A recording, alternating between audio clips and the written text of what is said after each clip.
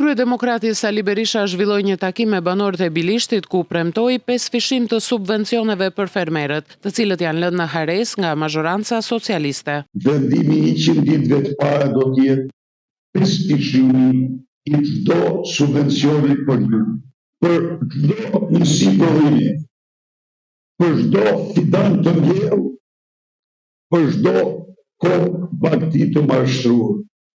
Hiqet çdo kriter. Berisha u shpreh se me ardhjen e opozitës në pushtet, do të vendoset minimumi jetik 200 euro, rroga minimale 500 euro dhe ajo mesatare 1200 euro. Një program që synon, thash, të kthej para tek ju, të vendos pensionin minimal 200 euro, të vendos minimum jetik 200 euro, të rrit rrogën minimale në 500 euro, rrogën mesatare në 1200 euro. Berisha deklaroi se në fokus do të jetë biznesi, ku bëri me dije lehtësirat fiskale që do ju ofrohen.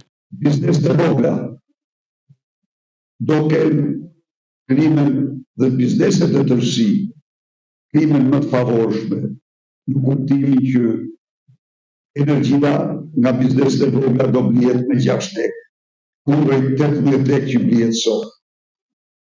Sipërfaqja publike u vendosin këto linje e tjerë, do të jepet absolutisht një pjesë të shpinit të sotshëm. Bashkitë nuk do mund të vendosin asnjë tarif taks tjetër më të shumë se 1% të kliros. Tatim fitimi 10%, të rëshëja 15%. Lideri i opozitës ka premtuar se do të kompensohet çdo qindark e humbur dhe se do të bëhet investim në prodhim evropian, duke u angazhuar për përmirësimin e kushteve ekonomike dhe sociale.